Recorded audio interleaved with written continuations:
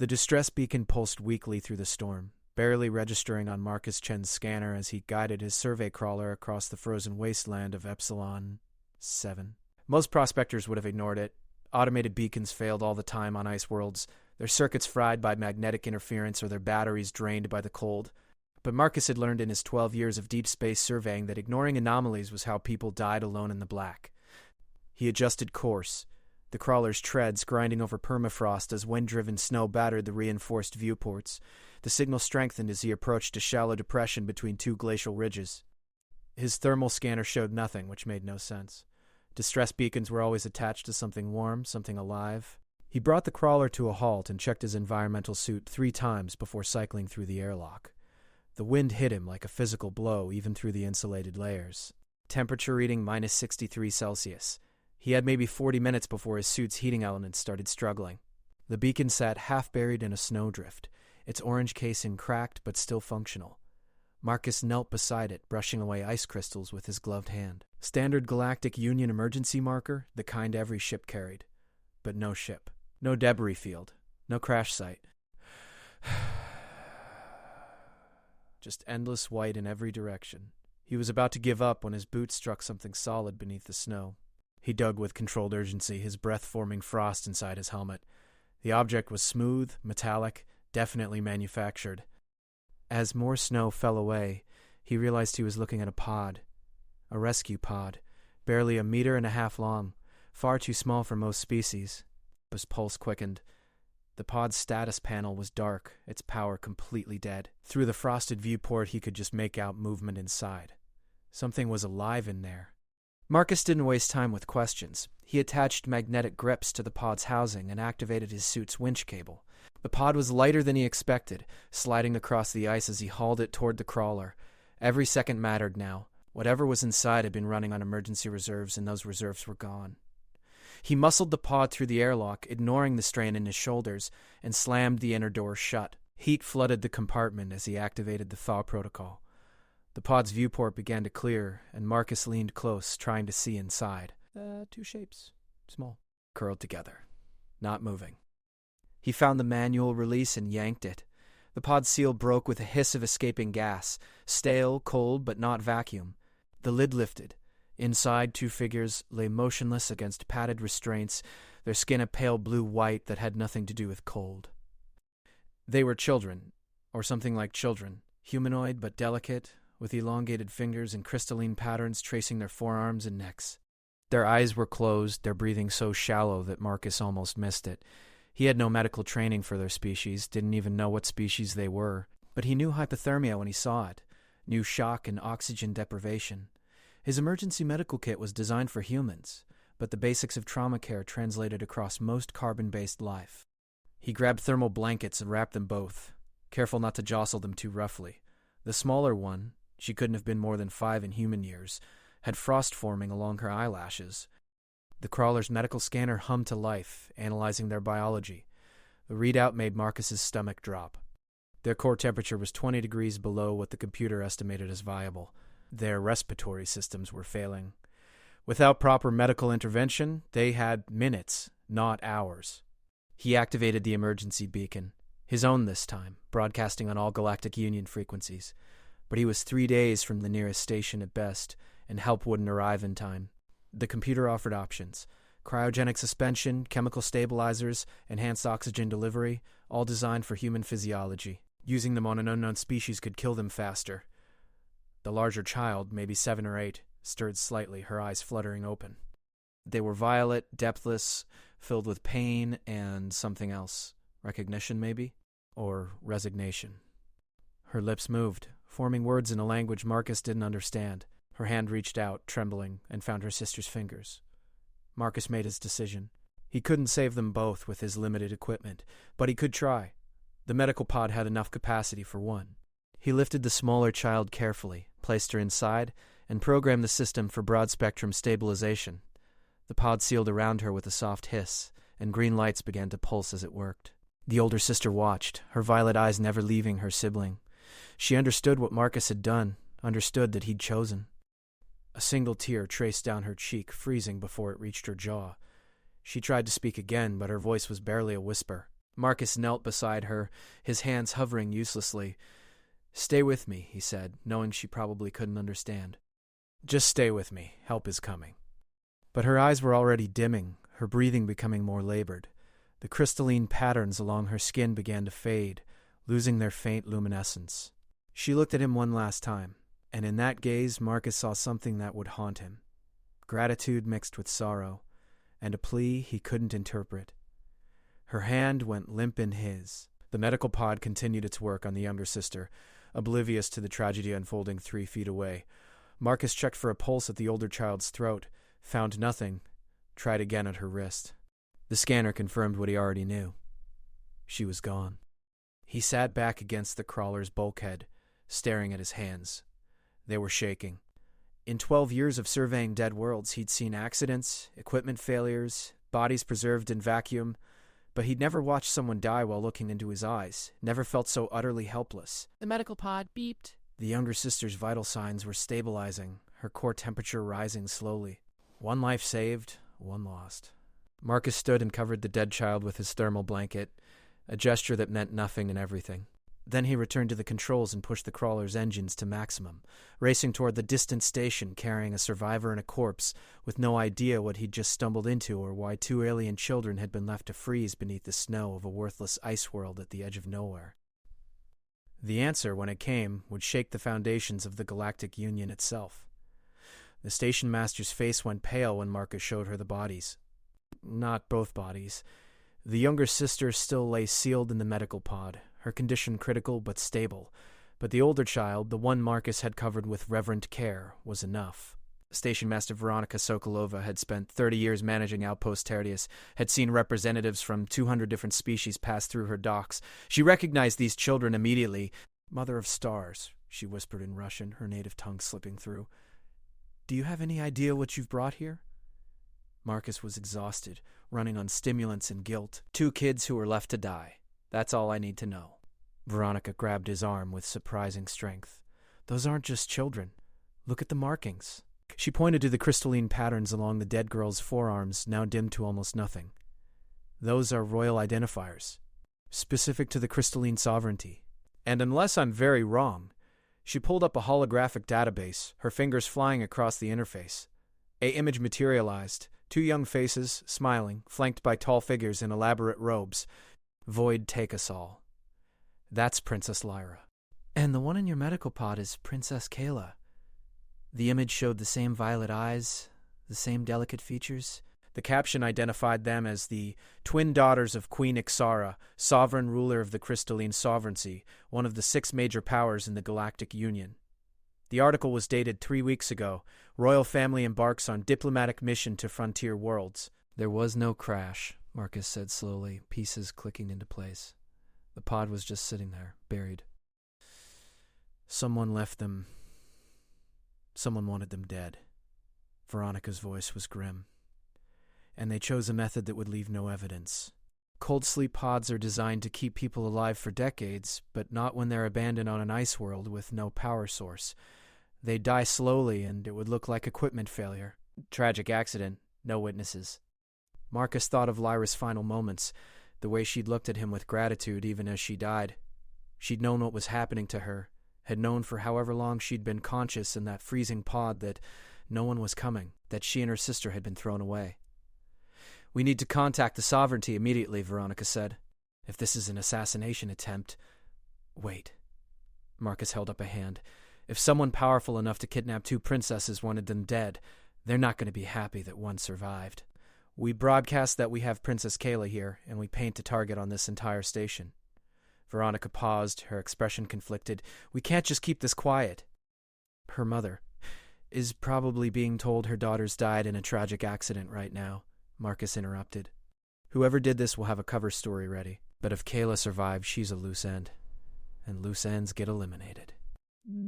As if summoned by his words, the station's long-range comm system pinged with an incoming priority message. Veronica accepted it, and a holographic figure materialized in the center of the room. Tall, imposing, with crystalline patterns that covered half his face in geometric precision. He wore robes that marked him as high nobility, and his expression was carefully neutral. Outpost Tertius, This is Lord Vakros of the Crystalline Sovereignty. We have detected emergency beacon activations in your sector. We are dispatching a recovery team to investigate potential debris from a missing royal transport. Please catalog any findings and maintain them in secure storage until our arrival. Veronica glanced at Marcus. He shook his head minutely. Understood, Lord Vakros, Veronica replied smoothly. We detected the beacon as well. Survey team is investigating now. We'll report findings when they return. See that you do. The transmission ended. Marcus exhaled slowly. He's already here. Or close. That wasn't a request for information. That was a threat disguised as protocol. The medical pod, Veronica said urgently. Can we move her? Not safely. She's stabilized, but barely. Moving her off life support could kill her. They stared at each other, the weight of the situation settling over them, an 8-year-old princess dying in their medical bay, her sister's body cooling in the next room, and, somewhere in the black, a sovereignty warship approaching with orders to make sure no evidence survived. Marcus made a decision that would either save Kayla's life or end his own. We need to hide her. Not just physically. We need to make her disappear from all records, and we need to do it before that ship arrives. Veronica was already moving, her fingers dancing across control panels. I can scrub the station logs, make it look like you brought back equipment salvage, nothing more. But the medical pod has its own black box. It'll show... I'll handle the pod. Marcus was already heading for the medical bay. How long until Vakros gets here? 6 hours? Maybe 7 if we're lucky. Not enough time, not nearly enough. But it would have to be. The medical bay was quiet except for the steady rhythm of the pod's life support systems. Through the transparent cover, Marcus could see Kayla's small form, still wrapped in thermal blankets. The crystalline patterns along her skin pulsed faintly with each heartbeat, a mesmerizing display of bioluminescence that seemed to dance beneath the surface. She looked peaceful now, her breathing steady, her color returning from that deathly blue-white to something closer to normal. Normal for her species, anyway. Marcus still wasn't sure exactly what that meant. He accessed the pod's diagnostic system and began working. Medical pods were designed to be tamper-proof, their records sacrosanct in case of malpractice suits or insurance disputes. But Marcus had spent years jury-rigging equipment in the field, learning systems from 100 different manufacturers. He found the black box module and carefully extracted it, replacing it with a duplicate from the station's spare parts inventory. The original went into a shielded container that would block any scanning attempts. Evidence preserved, records erased. On paper, the medical pod had been running a diagnostic cycle on itself, nothing more. But hiding the pod was another problem entirely. It was 2 meters long, massed over 300 kilograms with its occupant, and required constant power. They couldn't just stuff it in a storage locker. Veronica appeared in the doorway. I've cleared the logs. As far as station records show, you returned with some salvaged equipment and a malfunctioning distress beacon. No bodies. No survivors. But Chen, we need to talk about the body. Marcus looked up sharply. What about her? Royal corpses in the crystalline sovereignty are sacred. There are protocols, rituals. If Vakros finds out we have Princess Lyra and we didn't immediately preserve her properly, he'll never find out, Marcus said firmly. Because we're not giving her to him. What are you suggesting? We keep a dead princess in our freezer? I'm suggesting that Lyra deserves better than being dumped into space by the same people who killed her. Marcus stood, his jaw set. When this is over, when Kayla is safe, we'll return her sister to their mother. The real story, not whatever sanitized version Vakros is peddling. You know this could start a war. The sovereignty doesn't forgive transgressions against the royal family. If they even suspect we're hiding something. They already killed 2 children, Marcus interrupted. What's a war to people like that? A proximity alarm chimed softly. Both of them froze. That's not possible, Veronica said, pulling up a tactical display. They can't be here already. My calculations. They had a head start, Marcus realized.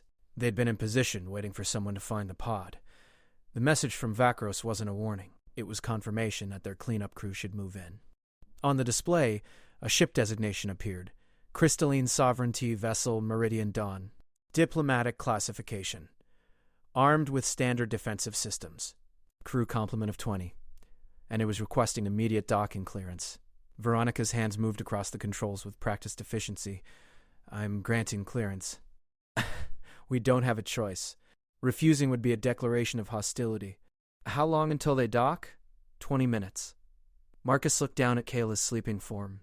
20 minutes to hide a 2-meter medical pod containing the survivor of an assassination attempt. 20 minutes before trained killers walked onto this station with legal authority and diplomatic immunity. He grabbed a loading cart and started disconnecting the pod's peripheral systems, working as fast as he dared. The pod had internal batteries, enough for maybe 3 hours if he disabled all non-essential functions. 3 hours to keep Kayla alive without station power. "Where are you taking her?" Veronica asked. "The crawler." "Still in the dock, registered to me. Private property. They'd need a warrant to search it, and that takes time to process even with diplomatic credentials. They'll find her eventually. Eventually is better than now." He finished the disconnections and activated the cart's repulsor field, lifting the pod. It swayed slightly, and Marcus steadied it with careful hands. "I need you to keep them occupied. Full diplomatic protocol, the documentation they want, tea and small talk if necessary. And if they insist on searching the crawler?" Marcus met her eyes. "Then I'll be gone before they can." He maneuvered the cart through the station's corridors, moving as quickly as the repulsor field allowed. Workers glanced at him curiously but didn't intervene. Marcus Chen hauling mysterious equipment around wasn't unusual.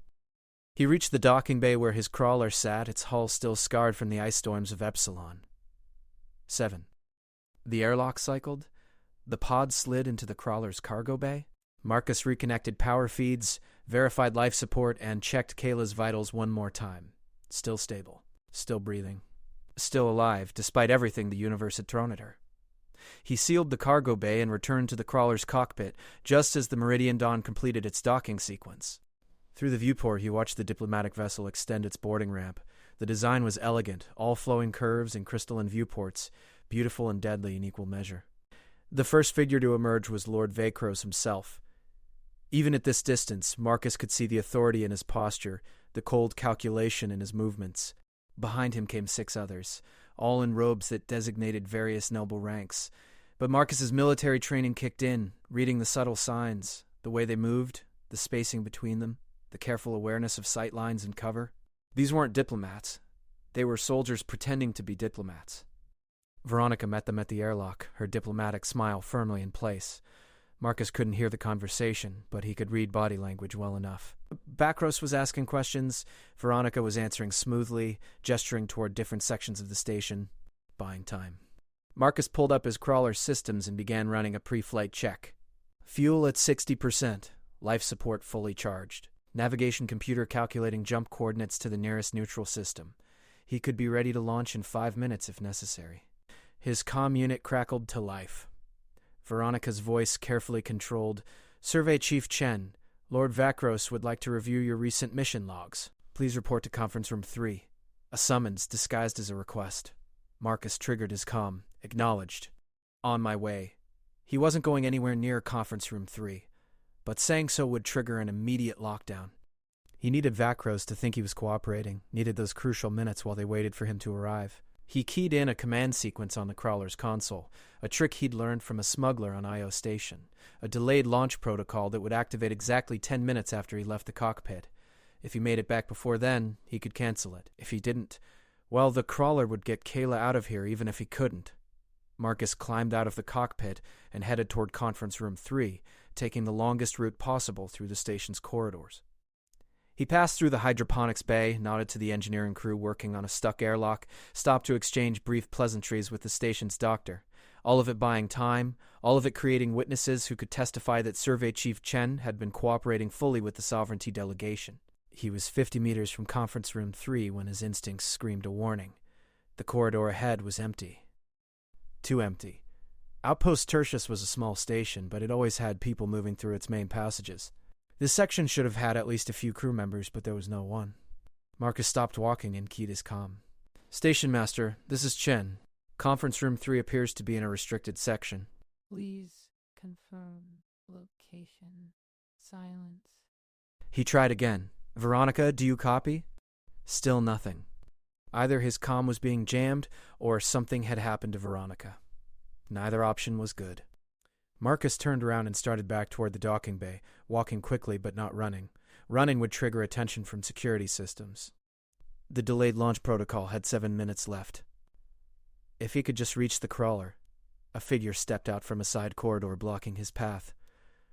One of Vakrose's companions, a tall woman with crystalline patterns covering her arms in intricate spirals. She smiled, and it didn't reach her eyes. "Survey Chief Chen. Lord Vakros is waiting for you." "I got turned around," Marcus said easily. "These old stations all look the same after a while." "Of course." Her hand moved slightly, and Marcus saw the weapon holstered at her side. Not a standard diplomatic sidearm, something heavier, designed for lethal efficiency. "Allow me to escort you." "That's not necessary." "I insist." They were past pretense now. Marcus calculated angles and distances. He was unarmed. She wasn't. He was a civilian surveyor. She was clearly military trained. In a straight fight, he'd lose. But he didn't need to win. He just needed to delay her for 6 more minutes. "Before we go," Marcus said, "can I ask you something?" She tensed slightly, hand hovering near her weapon. "What?" "Why?" Marcus met her eyes. They were children. Princess Lyra was 7 years old. What could she possibly have done to deserve being left to freeze to death? For just a moment, something flickered across the woman's face. Doubt? Guilt? But it vanished quickly, replaced by cold professionalism. "You don't understand the complexities of sovereignty politics. Then explain it to me. Because from where I'm standing, you're hunting an 8-year-old girl who's already lost her sister. That's not politics. That's murder. The royal bloodline is sacred," the woman said, her voice hardening. "When it's compromised, when succession becomes unclear, entire star systems can fall into war. Sometimes sacrifices must be made for the greater good." "Compromised how? What did these kids do?"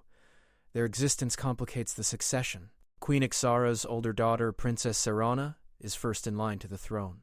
But the twins..." She caught herself, realizing she'd said too much. Marcus understood then. The twins were a threat. Someone didn't want Serana's claim challenged when the queen eventually dies, so they eliminated the competition. "Lord Vakros is waiting," the woman repeated, but her weapon was out now, pointed directly at Marcus's chest. "We can do this the easy way or the hard way. 5 minutes until the crawler launched." Marcus raised his hand slowly. "Easy way sounds good." She gestured with the weapon, and Marcus started walking toward conference room 3. His mind raced through options. The station had security, but they were lightly armed and trained for minor disputes, not combat against sovereignty operatives. He could trigger an emergency lockdown, but that would trap everyone on board, including Kayla. He could... The station's lights flickered and died, replaced by emergency red lighting. An alarm blared through the corridors. 3 short pulses, 2 long, 3 short. Marcus recognized it immediately. It was Morse code, an ancient Earth system that most species didn't know. SOS. Veronica was still alive, and she'd triggered the distress protocol. The woman behind Marcus cursed in her native language and tapped her comm. Status report. "What's happening?" A burst of static answered her. Whatever Veronica had done, it had disrupted the station's communications network. Perfect chaos. Marcus didn't waste the opportunity. He spun and grabbed for the weapon, knowing it was desperate, knowing he was probably about to die. His hand closed on her wrist, redirecting the barrel as she fired. The energy bolt sizzled past his ear and blew a chunk out of the bulkhead. They struggled, and Marcus discovered she was stronger than he expected, her crystalline physiology giving her an edge he hadn't accounted for. But Marcus had spent 12 years surviving in hostile environments, and he knew how to fight dirty. He slammed his elbow into her throat, followed with a knee to her midsection, and when she doubled over, he brought his joined fists down on the back of her head. She collapsed, stunned but not unconscious. Marcus grabbed her weapon and ran. Behind him, shouts echoed through the corridors. Vakros's team was coming, and they wouldn't be gentle about recapturing him. He reached the docking bay just as the crawler's engines began their startup sequence. 3 minutes to launch. The bay doors were still sealed. They wouldn't open automatically during an emergency lockdown. He'd have to do it manually from the control station, and that meant crossing 50 meters of open space under potential fire, movement at the bay entrance. 2 more of Vakros's operatives, weapons drawn. They saw Marcus and opened fire without hesitation. Energy bolts scorched the air around him as he dove behind a stack of supply crates. Return fire was pointless. He'd run out of charge long before they did, and they had training he didn't. The crawler's engines reached full power. 2 minutes. Marcus blind-fired around the corner, forcing the operatives to take cover, then sprinted toward the control station. Bolts tracked his movement, one close enough to singe his jacket. He slammed into the station's control panel and started the override sequence for the bay doors. It required both hand verification and voice confirmation, safeguards designed to prevent accidental depressurization. Marcus Chen, Survey Chief, authorization code Chen 77 Alpha Tango, he gasped out. Hand verification required, the computer announced in its calm, unhelpful voice. Marcus pressed his palm against the scanner while energy bolts destroyed the console next to him. Sparks showered across his back, hot enough to hurt through his jacket. Sectioned accepted, opening bay doors. The massive doors began to grind open, revealing the star-speckled void beyond. Emergency klaxons wailed.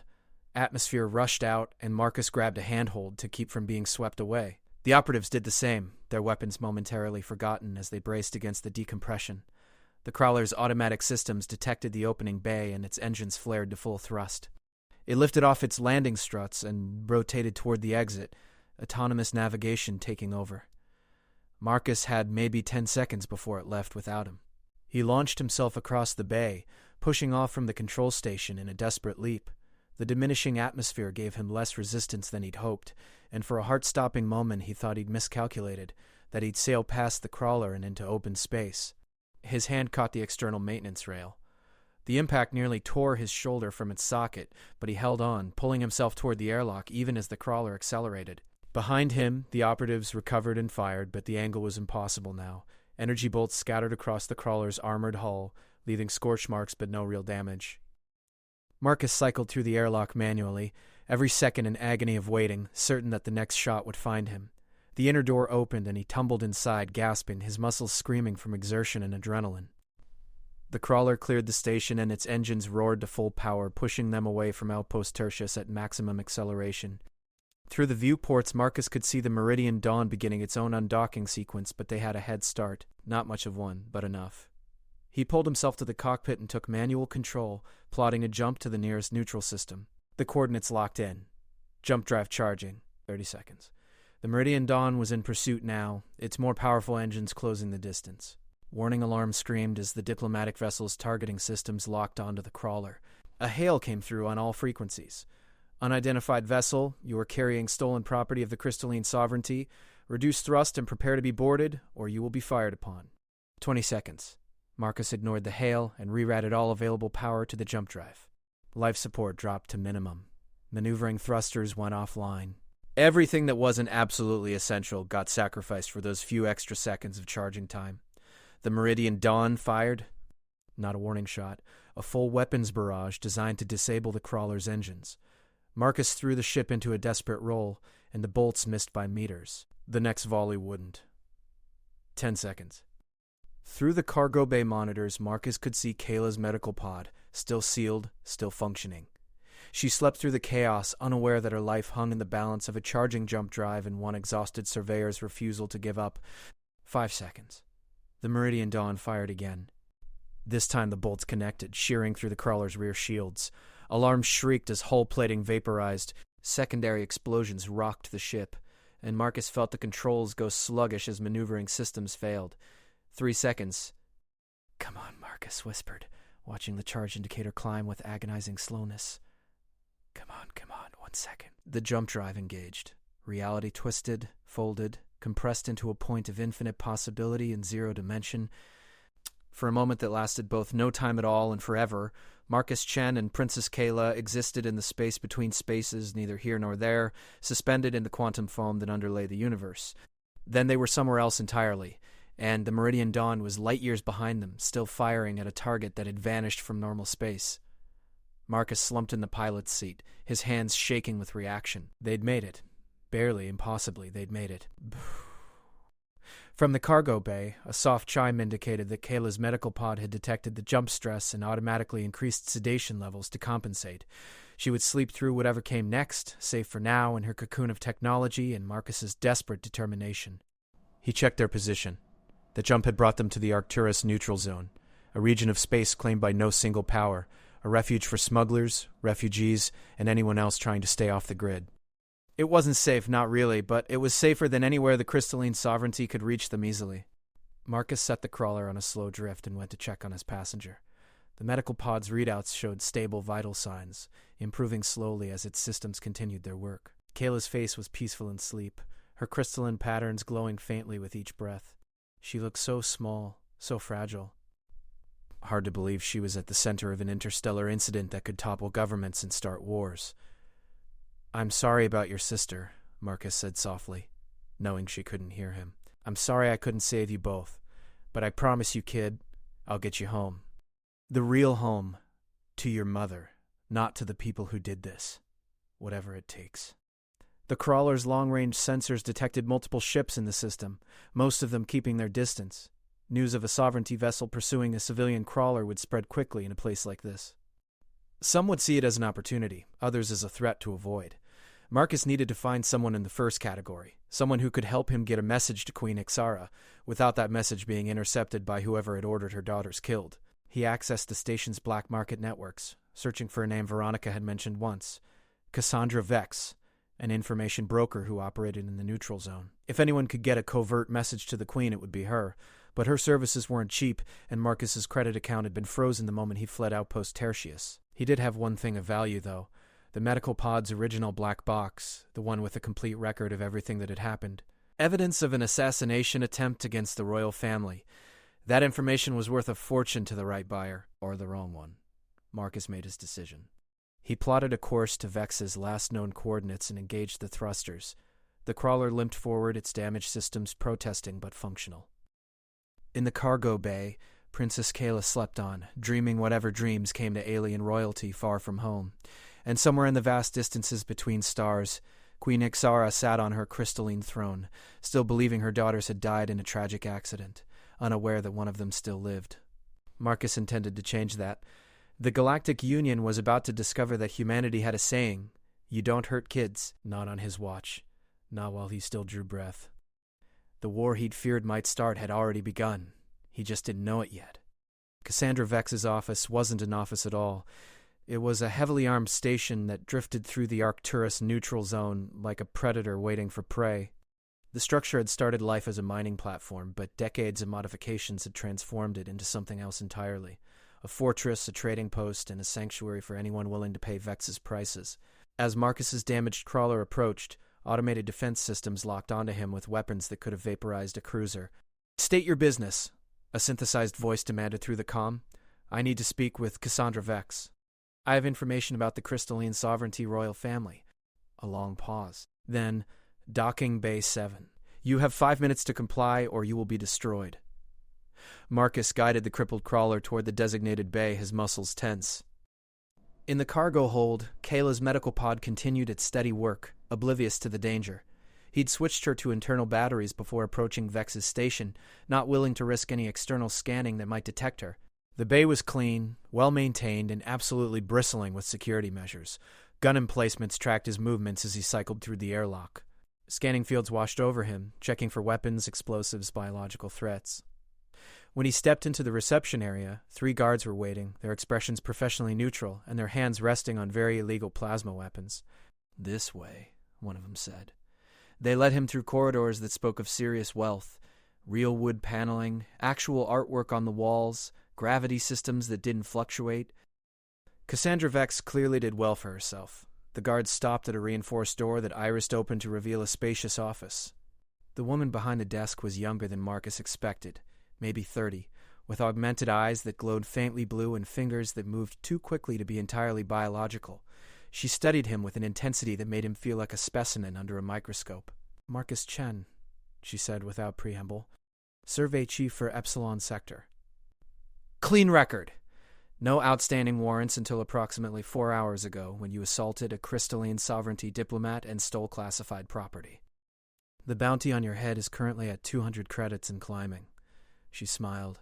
"So naturally, I'm fascinated by why you're still breathing instead of in my detention cell earning me a retirement fund." "Because what I have is worth more than 200,000 credits, Marcus said. "Really?" Vex leaned back in her chair. "The Sovereignty says you stole survey data and attacked their people without provocation. Standard criminal behavior. Not particularly interesting." Marcus pulled out the medical pod's black box and placed it on her desk. "This contains a complete record of 2 Crystalline Sovereignty princesses being left to die on an ice world, including medical data, temporal logs, and biometric verification.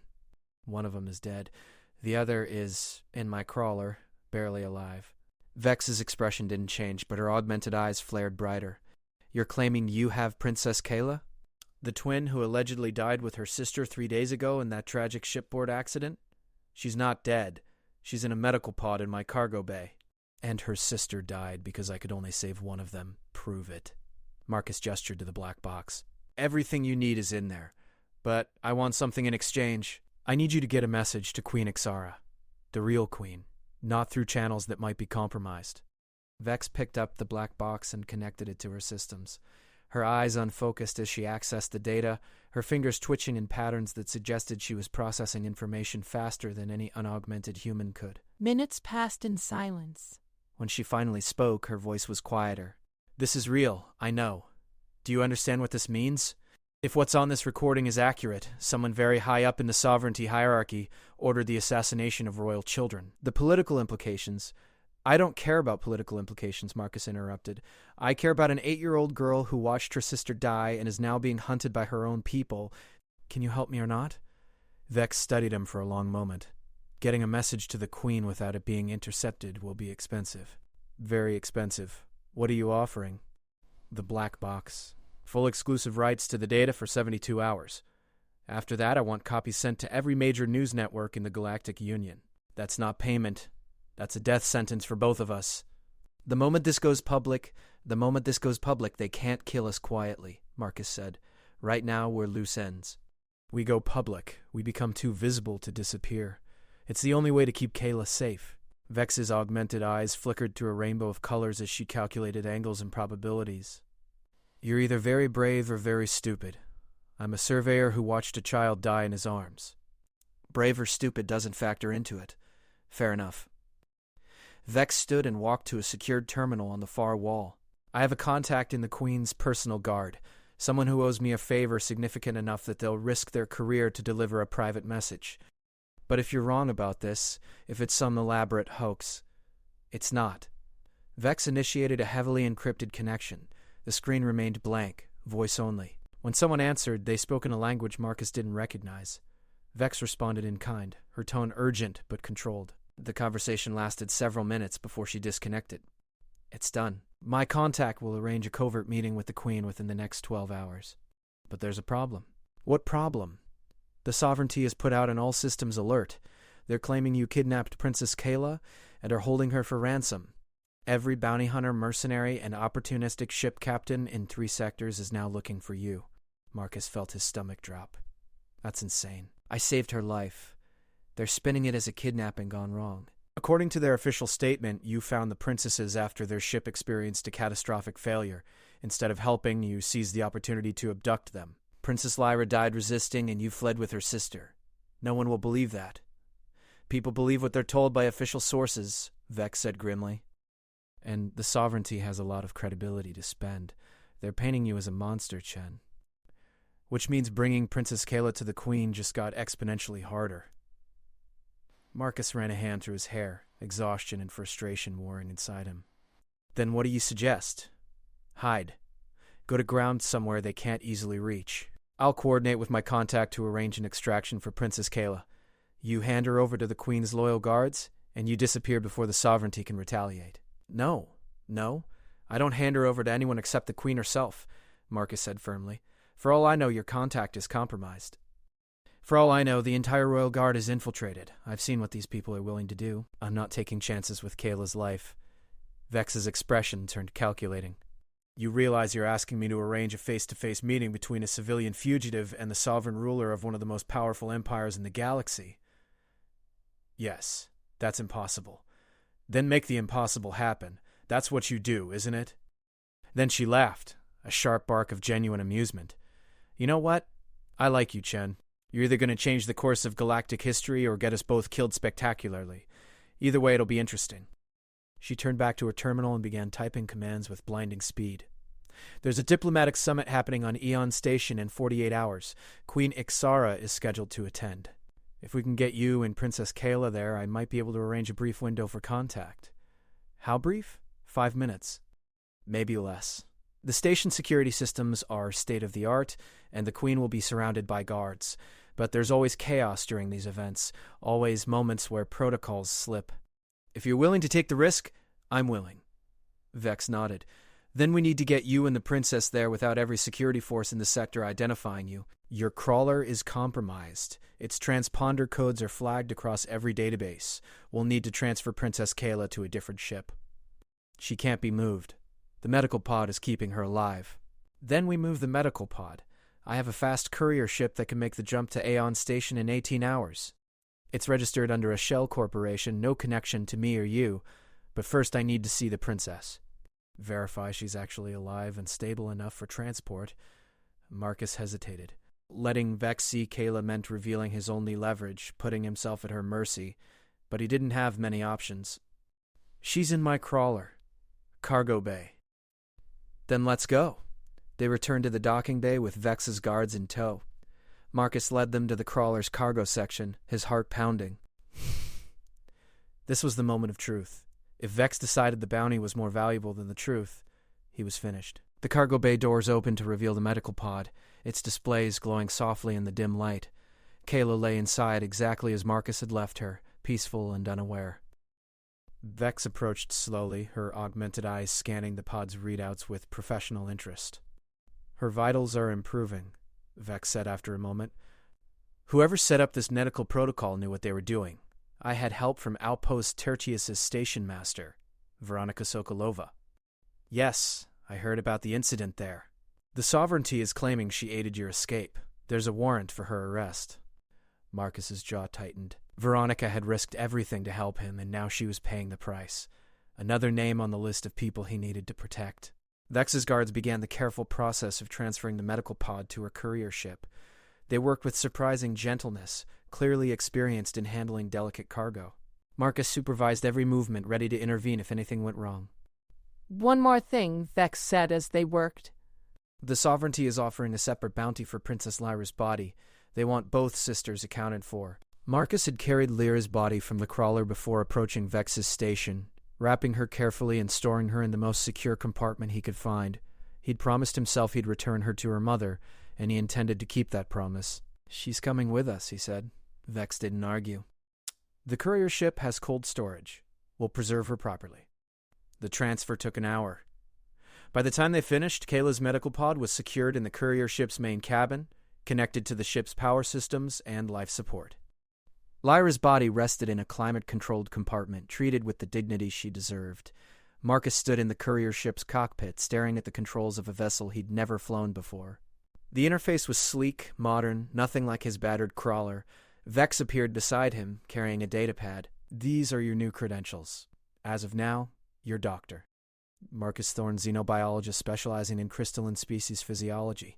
You're transporting a critically ill patient to the summit for emergency treatment.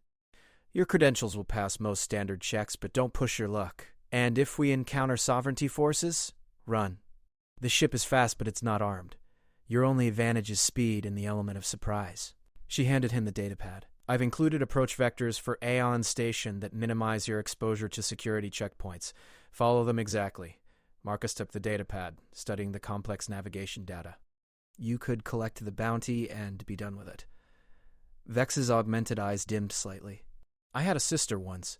She was caught in the crossfire of a political dispute between two trading corporations. They left her for dead rather than risk their profits by getting her medical help. I was too young, too powerless to save her. She met Marcus's gaze. I'm not powerless anymore, and I won't stand by while children are sacrificed for political convenience. For the first time since this nightmare began, Marcus felt like he had an ally he could trust. Thank you. We still have to survive the next 48 hours. Vex headed for the airlock. I'll monitor your progress from here.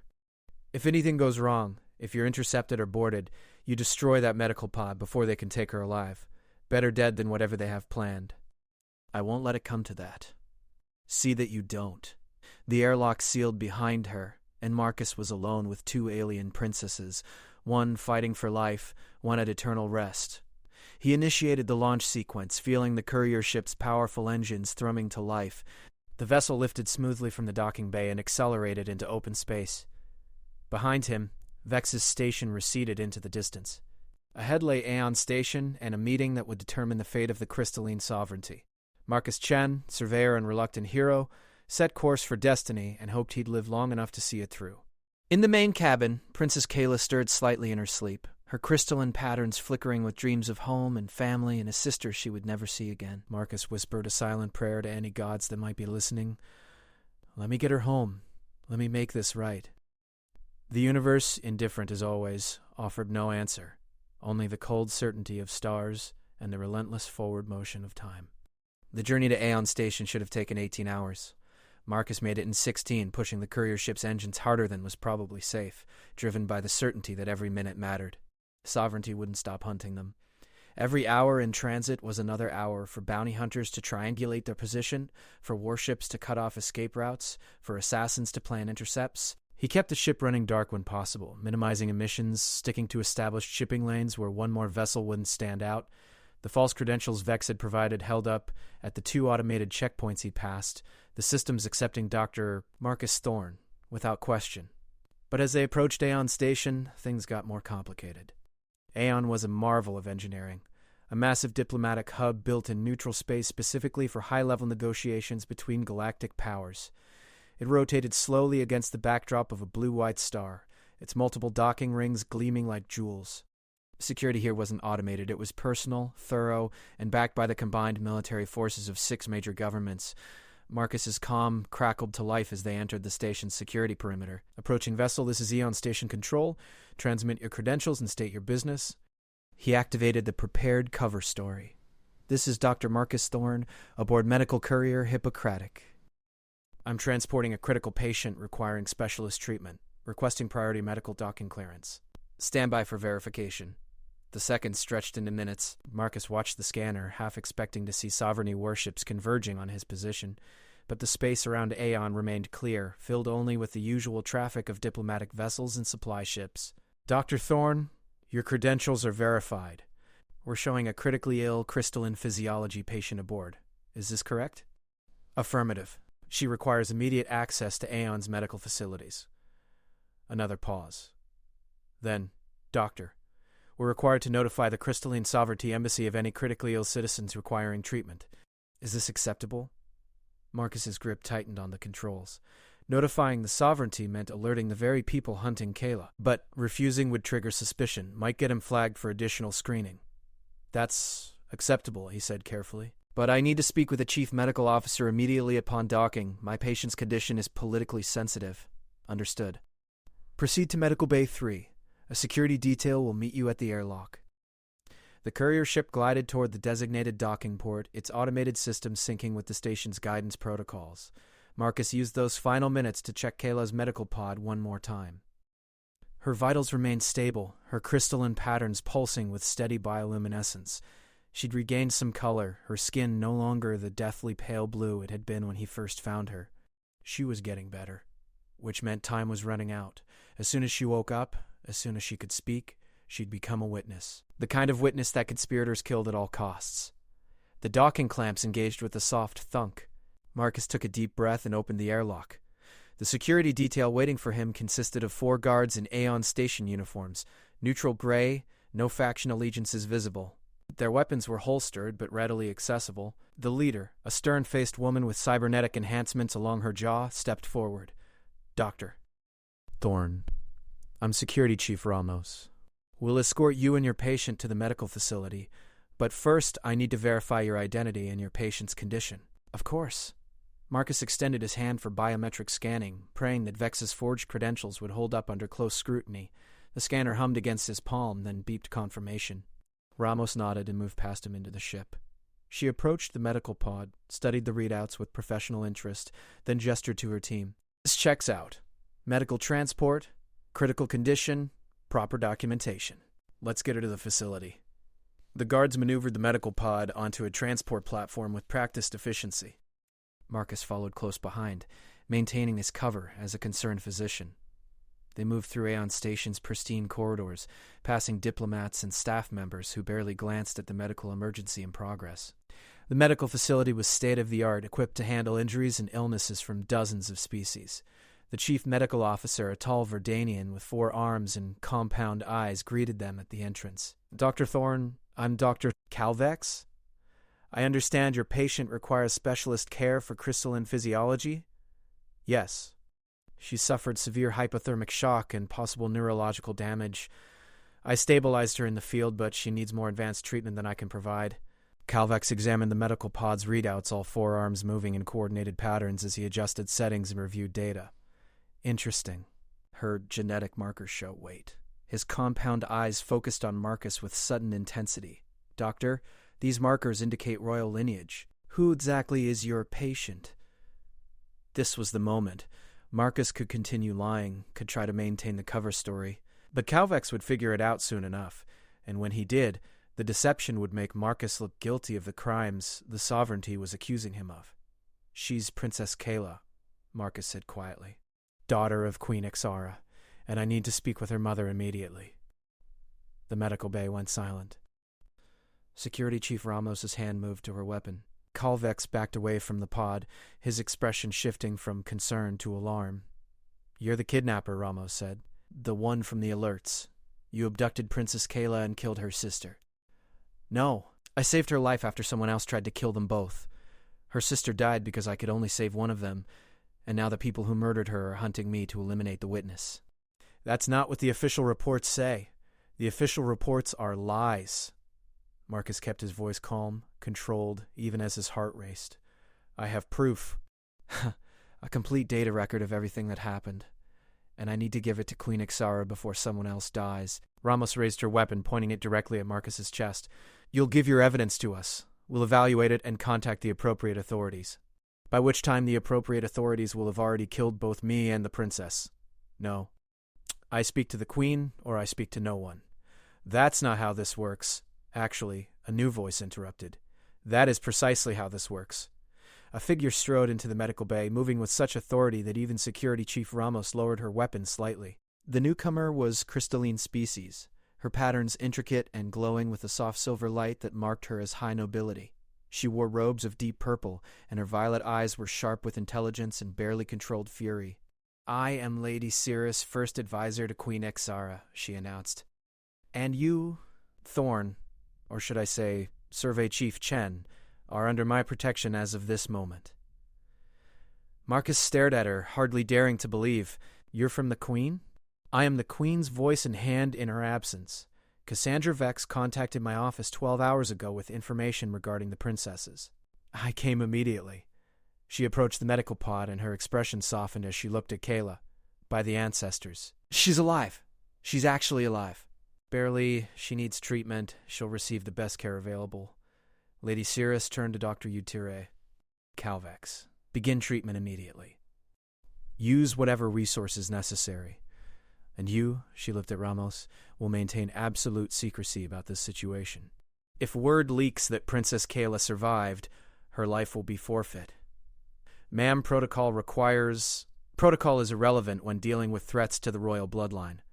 I speak with the Queen's authority. Obey or be removed. Ramos holstered her weapon, her expression troubled but compliant. Calvex began working on the medical pod, his forearms moving in precise patterns as he initiated more advanced treatment protocols. Lady Cirrus gestured for Marcus to follow her to a private consultation room adjoining the medical bay. Once inside, she activated privacy shields that would block any surveillance or eavesdropping. Tell me everything, she commanded. Leave nothing out, Marcus did. He recounted finding the distress beacon, the frozen pod, Lyra's death, Kayla's survival. He described the escape from Outpost Tertius, the pursuit, his meeting with Cassandra Vex. As he spoke, Lady Cirrus's expression grew darker, her crystalline patterns flickering with suppressed emotion. Lord Vakros, she said when he finished. He's behind this? He's part of it. Maybe all of it. I don't know how high this conspiracy goes. High enough to arrange the disappearance of 2 princesses. High enough to falsify accident reports and cover their tracks. Lady Cirrus paced the small room, her movements agitated. But why? What could they possibly gain? Someone mentioned succession, that the twins complicated Princess Serana's claim to the throne. Lady Cirrus stopped pacing. That's plausible. Princess Serana is Queen Ixara's oldest daughter, first in line for succession, but the twins are younger, more popular with the common people. There have been rumblings in certain noble circles that perhaps a younger, more progressive ruler would be better for the sovereignty. So someone decided to eliminate the competition? It appears so, but orchestrating something like this would require resources, political capital, connections throughout the military and government. Lady Saris met Marcus's eyes. This isn't just Lord Vakros acting alone. This is a faction. Powerful people who believe they're protecting the sovereignty by controlling its future. Can you protect Kayla from them? I can try. But you understand the position this puts Queen Ixara in? If she openly accuses her own nobility of attempted murder without absolute proof, it could trigger a civil war. Noble houses would take sides, systems would secede.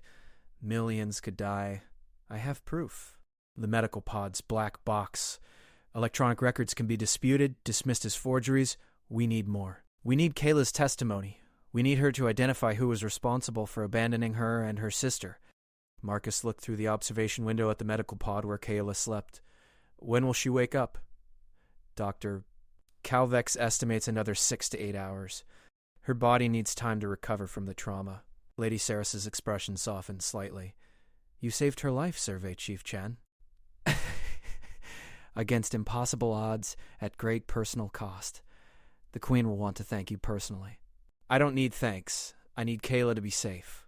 We both want that. Which is why I'm going to do something highly irregular. Lady Saris pulled out a secure communicator. I'm arranging an immediate audience with Queen Ixara. You'll present your evidence directly to her, and she'll decide how to proceed. Won't that expose Kayla's survival? The Queen is meeting with various delegations throughout the day. One more private audience won't attract undue attention. We'll say you're a medical consultant regarding crystalline physiology research. Boring, technical, easily forgotten. She made the call, speaking in rapid formal language that Marcus couldn't follow. When she disconnected, her expression was grim but determined. The Queen will see you in 1 hour. Until then, you stay in this medical facility under guard. If Lord Vakros or his associates discover you're here, I understand. Lady Saris started to leave, then paused. Survey Chief Chen, you should know that Queen Ixara loved her daughters deeply. When she was told they died, something broke inside her. If you're giving her false hope, if Princess Kayla doesn't survive, she'll survive, Marcus said with more confidence than he felt. I didn't come this far to lose her now. Lady Saris nodded and departed, leaving Marcus alone with his thoughts and fears. Through the observation window, he watched Dr. Calvex work on Kayla's medical pod, adjusting treatments, monitoring responses. The princess's crystalline patterns were glowing brighter now, pulsing with increasing strength. She was healing. But would it be fast enough? Would the conspiracy give them time to act before striking again? Marcus didn't know. All he could do was wait and hope and prepare himself to face a queen who'd lost everything and somehow convince her that the universe had given her daughter back. The hour passed in agonizing slowness. Then Lady Saris returned, flanked by 2 guards in ceremonial armor that marked them as royal protectors. It's time, she said. Marcus followed her through Aeon Station's diplomatic sectors, into regions where security was even tighter, where every face was familiar to someone powerful. They passed delegates from a dozen species, all engaged in the intricate dance of interstellar politics. Finally, they reached a set of massive doors carved with crystalline patterns that seemed to shift and flow in the light. The guard stationed there stepped aside without question, and the doors swung open to reveal a private audience chamber. Queen Ixara sat upon a chair that couldn't quite be called a throne, dressed in robes of deep midnight blue that made her skin seem almost luminous. Her crystalline patterns were more elaborate than any Marcus had seen, covering her arms and neck in intricate geometries that spoke of ancient bloodlines and terrible power. But it was her eyes that stopped him.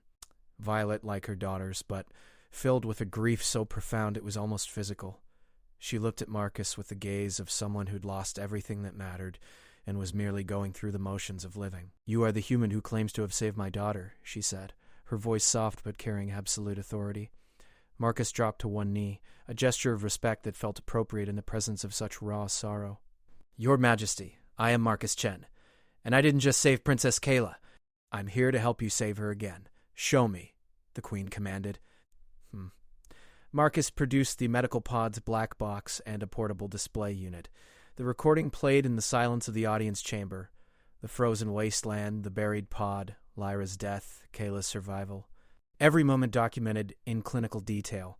Queen Ixara watched without movement, without expression. But tears traced down her cheeks, crystallizing as they fell, creating tiny diamonds that clinked softly against the floor. When the recording ended, she spoke in a voice barely above a whisper. My Lyra is gone.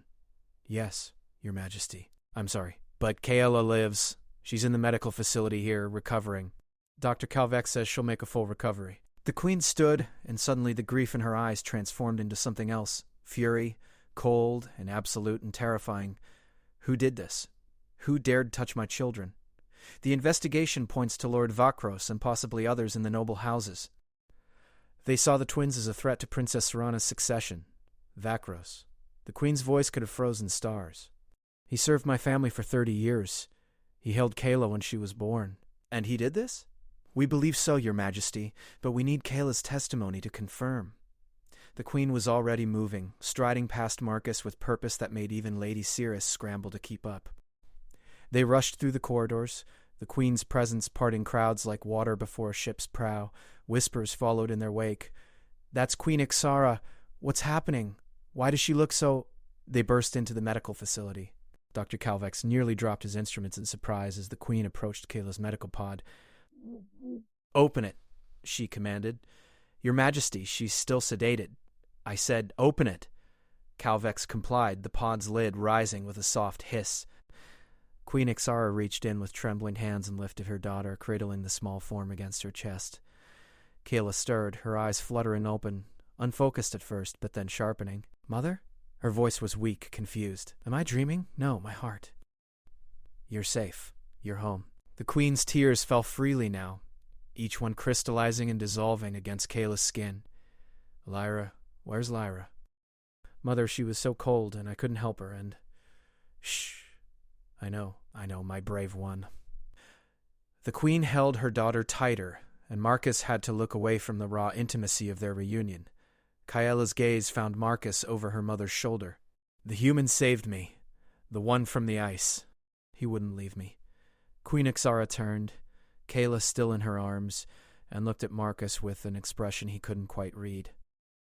Gratitude, certainly, but also something deeper, more complex. Marcus Chen, you have given me back something I thought lost forever. Name your reward, and if it's within my power, it shall be yours. I don't want a reward, Your Majesty. I just want Kayla safe. And I want the people who did this to face justice. Justice, the queen repeated, her voice hardening. Yes, there will be justice. Swift and absolute, she looked at Lady Cirrus. Summon the High Council, every member, no exceptions, and send for Princess Serana. Your Majesty, do it. If conspiracy has infected my court, I will burn it out root and branch. Lady Cirrus bowed and departed. The queen turned back to Kayla, brushing crystallized tears from her daughter's face with infinite gentleness. Can you tell me what happened, my heart? Can you tell me who hurt you and your sister? Kayla's voice was small but steady. It was Uncle Vakros. And others, I didn't see their faces. They came to our quarters on the ship. They said we were going somewhere safe, that you'd asked for us to be protected during the summit, but Lyra didn't believe them. She tried to call you, and her voice broke. They put us in the pod. Lyra screamed and fought, but they sealed us in anyway. Then everything got cold and dark, and I thought we were going to die. You didn't die? You survived. You both survived as long as you could. I tried to keep Lyra warm. I tried, Mother. But she stopped answering me, and then the human came, and... The queen held her daughter as she wept, murmuring words of comfort in their native language. Marcus stood witness to a mother's love and grief, feeling like an intruder but unable to look away. After a time, Kayla's tears subsided. She looked at Marcus again. Thank you, she said simply, for choosing to save me. I'm sorry I couldn't save you both, Marcus replied, the guilt still raw. You did what you could. Lyra would understand. She always understood about hard choices. Queen Ixara stood, still holding Kayla, and addressed the room. Dr. Calvex, you will continue treating my daughter under maximum security. No one enters this facility without my personal authorization. Security Chief Ramos, I want your best guards stationed here. Marcus Chen, you will remain as well. You're the only one besides Kayla who can identify all parties involved. Your Majesty, with respect, I'm not trained for court intrigue. You're trained to survive impossible situations. That's enough. The Queen's expression softened slightly. Please. I need someone I can trust absolutely, and you've already proven yourself beyond any doubt. Marcus nodded. What else could he do? The next hours were a blur of activity. The High Council assembled in emergency session, their faces ranging from concern to calculating. Princess Serana arrived, her expression puzzled until she saw Kayla alive in her mother's arms. The shock on her face seemed genuine, and Marcus noted that she immediately rushed to embrace her younger sister. "Kayla, they said you were dead. They said both of you." Serana's voice choked off as she realized Lyra's absence. No, not Lyra. Please not Lyra. "She's gone," Queen Ixara said gently. "Murdered by those who would destabilize our realm." The council chamber fell silent. Then Lord Vakros stood, his expression perfectly composed. "Your Majesty, these are terrible accusations. Perhaps, in your grief—" "Do not presume to lecture me about grief," the Queen interrupted, her voice sharp enough to cut. "My daughter Kayla has testified that you orchestrated this attack. Marcus Chen has provided incontrovertible evidence of your conspiracy." Bakros's composure cracked slightly. "The testimony of a traumatized child and a human stranger. Your Majesty, surely you require more substantial proof before accusing your own loyal servants of—" "Show them," Queen Ixara commanded. Marcus activated the recording. The council watched in silence as the evidence unfolded. The frozen pod, the medical data, the desperate rescue. When it reached Lyra's death, several council members looked away, but not Vakros. He watched with eyes that revealed nothing. When the recording ended, Vakros spoke carefully. "This proves that the princesses were endangered. It does not prove I was responsible." "Then explain," Queen Ixara said coldly, "how your personal shuttle's navigational logs show a flight to Epsilon Protein 7 exactly 3 days before Marcus Chen found my daughters there. Explain how your encrypted communications include messages coordinating the disposal of problematic elements. Explain how your financial records show substantial transfers to known mercenary companies." She stepped forward, her crystalline patterns blazing with inner light. "Explain, Lord Vakros. Make me believe you're innocent." Vakros's expression finally changed, shifting from composed dignity to something harder, more defiant. "I did what was necessary for the sovereignty's stability." The twins would have torn this realm apart with their progressive ideals and common sympathies. They would have challenged Princess Serana's rightful succession, created factions, sparked civil war. I acted to prevent greater bloodshed, by murdering children, by making a difficult choice for the greater good. The Queen's hand moved faster than Marcus could follow, a slap that sent Vakros stumbling back. "You murdered my daughter.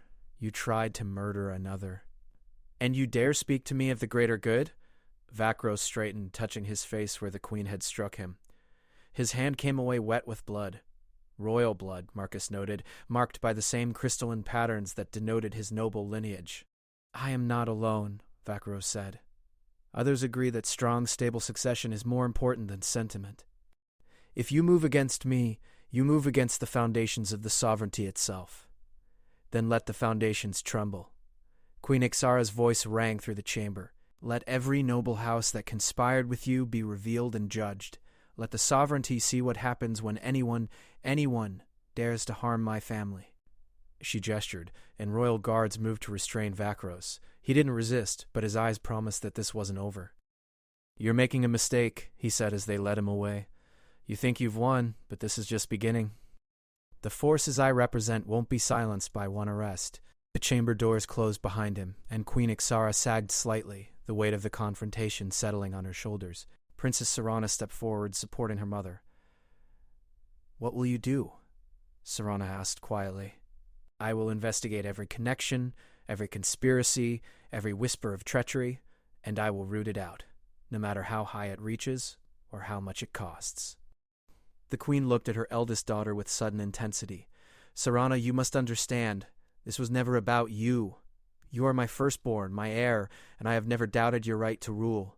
"I know, Mother, and I would never have asked for this, never wanted. Which is why you will help me. You will stand beside me as we rebuild trust, as we show the sovereignty that the royal family is united and strong." Serana nodded, her expression resolute. Then she turned to Marcus.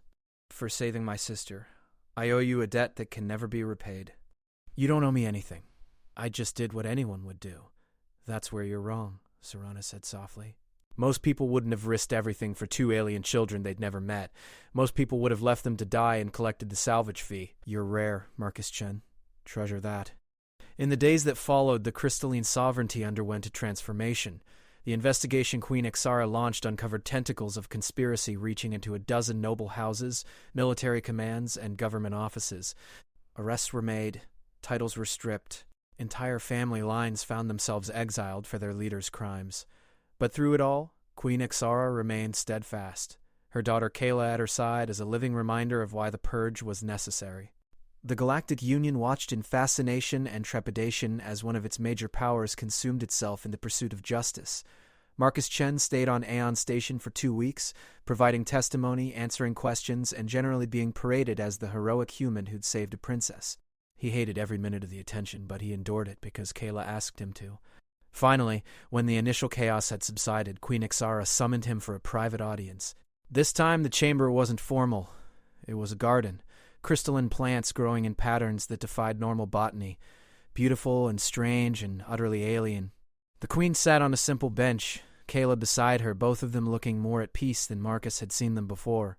"Marcus Chen," the queen said, "you have given me back my daughter. You have exposed corruption that might have destroyed my realm. And you have asked for nothing in return.